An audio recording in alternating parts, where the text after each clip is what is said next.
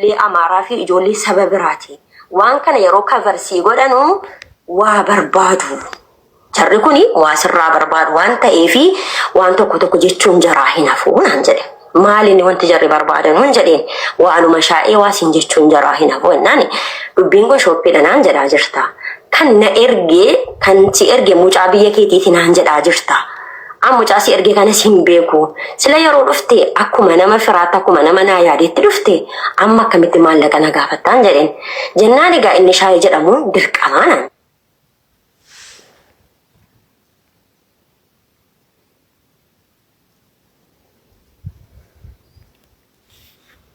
Bishaan Arabaa keessaa reefu olkaatu waan taateefi birrii 50,000 jedhee ijoollee kana sirraa kadhe. Ijoolleen kun immoo kana fudhatan malee suuraa kee kana baakkaawuntii moo maal godhanii suuraa kee deebisuu danda'u.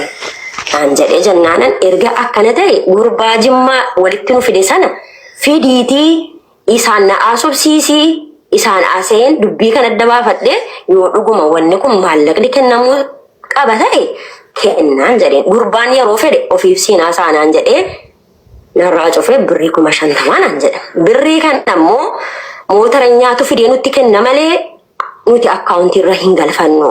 Ani hojjetaan mootummaati waan ansiin jedheef akkaawuntiin koo sin to'atama, bilbiloonni keenya sin to'atama, ammayyuu hojii koo irratti riiskii fudheen siinaa sa'aa jira. Naan jedhee jalaan callisee yeroon akkanaan jedhu akkaawuntiin isin argamu birrii 50,000 nama biyya namaa jirudha. Suuraan hojjetame shooppiidha. An kanan ergaa jiru isatti inni akkaawuntiin fedhu. Ananga tokko yoon kushinaa keessa turellee wantoota akkanaa kana nama hubannoodha deemitiyan. Nan fudhee nan qeebalee irraan callise guyyaa guutuu. Galgala teelegiraamiidhaan dhufee haayinaan jedhe ammas. Maquma sanaa jira viidiyoon saasiifan ergaa. Wanni inni barreessu hundinuu jira. Haayinaan jedhee gadiin haayi jedheeni na wallaaltee jedhe eenyuun isin barree jennaan maalii ganama waliin haasa'an turre amma ammaatti na wallaaltee jedhee akkaawuntii wayii ergee birrii 50,000 kanarra galchee naan jedhe. Yoo akkaawuntii kana immoo nan fattashsiisa kan abbaa ta'e hin bara jettee ofirrattis murteessiteetta hojii koo irrattis murteessiteetta naan jedhee achumaan arrifadhee nama kana baruun qaban jedhe. An hanga kanatti feesbuukii koo keessa namni jira waan jedhu sammuu keessaa hin qabu. Garuu wannan beeku suuraan sun hanga nama argeenaan suuraan sun fudhatame isii kana nan beeka.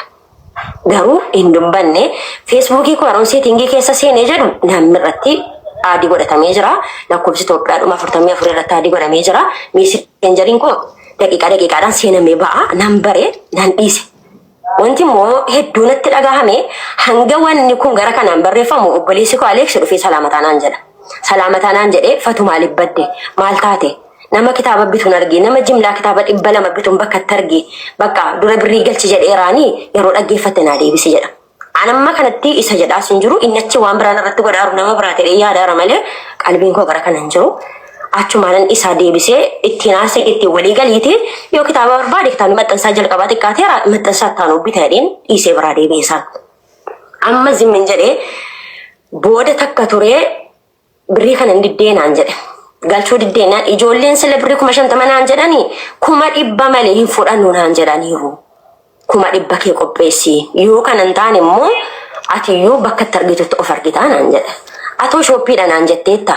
Dubbiin kun shooppiidha. Shooppii nama wallaalee jiramoo jennaan maatiin kee jiran shooppii kana eessaa beeku. Namni hundi waan argee amana malee waan itti jetteen miti. Ati dubartii Islaamaati ani amantaan koo amantaa biraati naan jedhee naan isaa tura roobeel taasisaa kun jechuudha.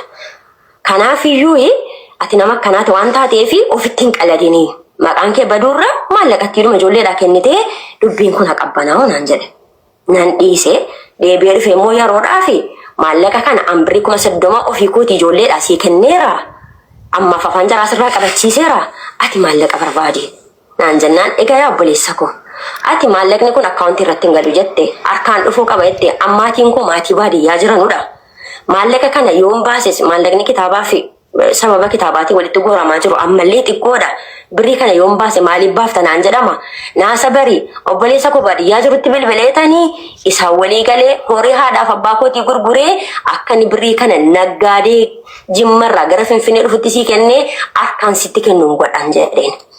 Hayyee godhinaan jedhee amma akka namni messenger keessa jirus baleera waan ta'eef an obboleessa kootii bilbilee ila obboleessa koo Khalid waan akkana kanaan irratti deemaa jira waan ta'eef dhimmi kun kana an nama kana abbaasaa baruu hin dandeenye an itti bilbilee ittiin haasa'uu hin danda'u lakkoofsa kennan kennaafi waan kana jedhi ittiin haasa'i rabbii jedhiiti sagalee saamunaa waraabee abbaadhuma kanan baraan jedheeni obboleessi koo akkuma sin sooshaal miidiyaa irratti dhageessanii ittiin haasa'ee sagalee waraabee na argee obboleessi koo nama kanan beeku ayyaroon sagalee dhagahu Aleeksin tochuma nan bare ani Felix reef waliin baru waan ta'eef sagalee kanan qabadhee birriin si dhufan jedhaanii jira lakkoofsa namaa barbaade nama Finfinnee jiru dubbiin kun amma gaa shira kan xaxamaa jiru namni waan kana godhaa dhaabbata mootummaa keessan jira naan jedhee dhaabbanni mootummaa dhuguma dubartii tokko irratti kana hunda godha wanni jedhu sammuu keessa na jira erga immoo dhaabbanni guddaan biyyan bulcha jedhaa jiru kana godhe namoonni xixiqqoon bifa kamiin dubartii gowwoomsaa jiru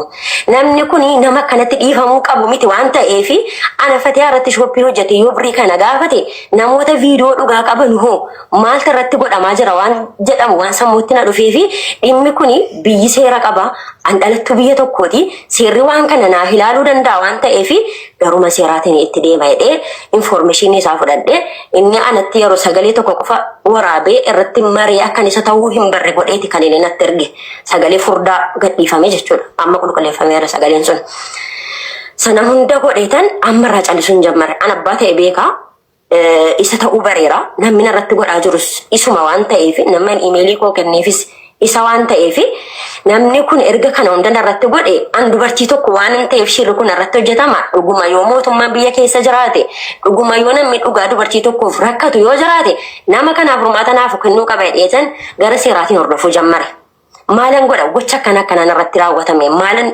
furmaata gochuu danda'a jedhee yeroo nama gaafadhu ati waan biyya alaa jirtuu fi jalqabarra obboleessi kee haa dhufu obboleessi kee dhufii isarratti bilbilame waan ta'eef lakkoofsi isarratti bilbilame haa ilaalamu naan jennaanan obboleessa koo ramadaana keessa baadiyyaadhaa kaasee Finfinnee fidee mucaa afaan hin beekne lakkoofsa lamaan itti bilbilame lakkoofsa lama obboleessa kootti bilbilame keessaa tokko lakkoofsuma feesbuukii koo irratti adii godhamee jirudha lakkoofsa lamaan iyyuu fuudhee dhaqee inni karaan beeku waan ta'eef yeroo dhaqee gaafatu maquma nama kanaatiin bahee naan jedhan ahaa dubbiin kun nama kana godhaara waan ta'eef seerri maal naa gochuu qaba jennaan isin biyyan jirtu waan ta'eef yookiin biyyatti dhuftee kissii banachuudha faayilii ishee kana fudhattee yookaaniin immoo biyya sana teessee bakka bu'iinsa ergattee seeraan gaafachuu qabdi informationii jedhamu fudhee otoo dubbannu hangan kana godhaa jiru dhaabbata iinsaa jedhamu dirasii lakkoofsa barbaadadhee bilbilee dhuguma namni roobeel taasisaa jedhamu dhaabbata keessan keessa jira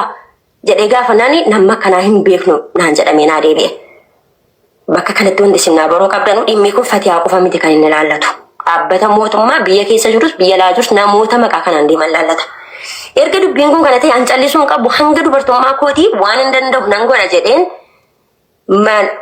deemee embaasii dhaqee embaasii irraa waraqaa baafadhee wukkilinnaa ergadhe wukkilinnaa biyyatti ergadhee eebbi kitaaba kootii eegaleenaan dubbii kana wal keessa gochuu hin danda'u waan ta'eef eebba koo fixeenii itti deebi'aa jedhee sana booda eebbinoo geggeeffamee otuma dhimma eebbaa kana wajjin wantoonni tokko biizina godhanuu yeroon deeme yeroon dhimma kana eegaluudhaaf jedhu gidduu kanaan egaa wantan sinimuu qabu utuunan Aleeksii waan tokko hin jedhin Aleeks adii jalaa na baaseera an Aleeksii hanga gunaatti waan tokko ittiin dubbadheen beeku hanga guyyaa har'aatti Aleeksii maaf kana na goote hin jenne feesbuukii koo kan ji'a sadii naa godhe jedhe ji'a tokko qofa naa godhe vaaruun isaa irraa bade anoo birrii 9,000 sitti erge maaliif kan ji'a tokko qofa naa goote jedhee hin gaafanne hinnan dhiise inni sadii jalaa na baase waan ta'eef wal dhabiinsa tokko isa wajjiniin hin qabu gara isaatiin Aleeksii isa noormaalii kanaan ergan kana hunda godhee nan baasisa feesbuukii koo keessaa logaawtii godhee imeelii koo hunda jijjiiree isas baasee dubbii kana yeroon eegalu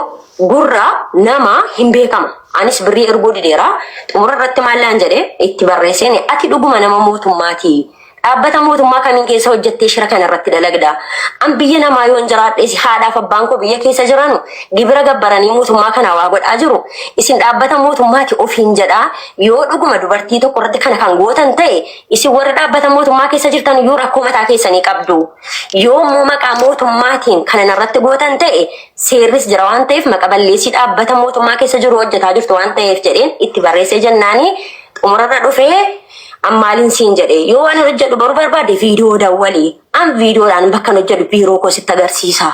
Wanni hundinuu waan ansi sobeen qabu jedhe jecha waynaan jedhe. Erga ati araadaan irratti taate kana hundaan irratti goote ani immoo hiriyoottanuma keettan si deebisa. Hiriyoottanuma keetti si deebiseen sana booda ati waan taatu of ilaaltaa naan jedhe. Achumaan ajandaan garaagaraa barreeffamuu jammaree wantoota sooshaal miidiyaa irratti deemaa turan namni hunduu ni beeka. Hiriyoottan koo duraan wajjin dhaabbatanii obboleettii naa ta'anii gateettii naa ta'anii turan hundi jaraanatti deebi'anii diinan irratti ta'an. Nan dhiise maaliif kan godhama siin jenne nan obse nan danda'e nan dhokfadhe. Erga dhimma kana seeraan qabee dubbiin kun ifa naaf godheen callise. Turanii maal godhanii nama natti ergani.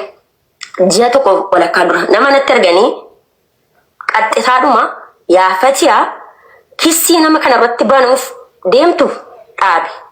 Yoo kana hin dhaabne namni itti argame nama dhokfamuudha. Lakki nama dhokfamu miti barbaachisaa yeroo jettan nani nama kabajamaadha naman bakka qabuuf naman dhimma isaaniitii jedhee dhimma kissii sana adda kuteera waan ta'eef.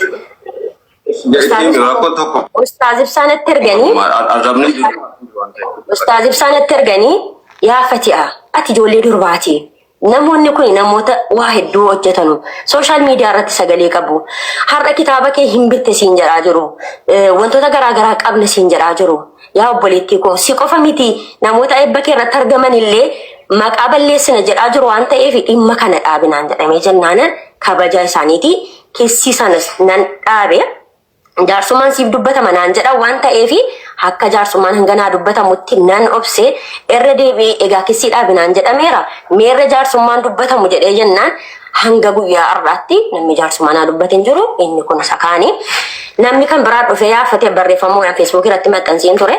Yaafate dubbii kana dhiisi.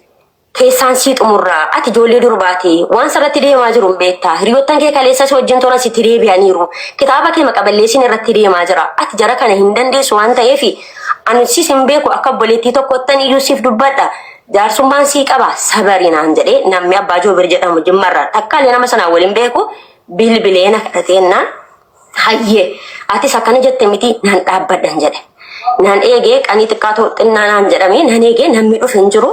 Namni dubbateen jiru wanni kun arafaa dura. Gaafan gara hundaan furmaata dhabu. Ajandaan akka feesbuukii irratti bahee salaamataa jedhuuni namni inni kaan na arrabsaa, inni durbaa na arrabsaa, inni dhiiraa na arrabsaa. Namni qindaa'ee ajandaan irratti godheera waan ta'eef an filannoo nan qabu. Seeraan dhiisnaan jedhamee si qofa bira darbinee ustaazota illee maqaa balleessina naan jedhameera. Anaa jiru ustaazonni maqaan jaraa baduu hin qabu. Dhugaa koo rabbittan dhiifadhaa jedheen hanga kana qubaa koo waan kana hunda taggala. Dhiiseen bilbila koo cufadhee waa hunda isaa dhaabee ollaaniidhuma nama hundaa dhiisee fayyadamu abbaan humnaa jedhee cufadhee dhiisee guyyaa 10 oolan bilbiluma daarektii fayyadamaan jiru. Utuunan kanaan jiru kaleessa malee dheengadda'an wallaahi wabillaahi watallaahi an intarneetuma fayyadamaan turre.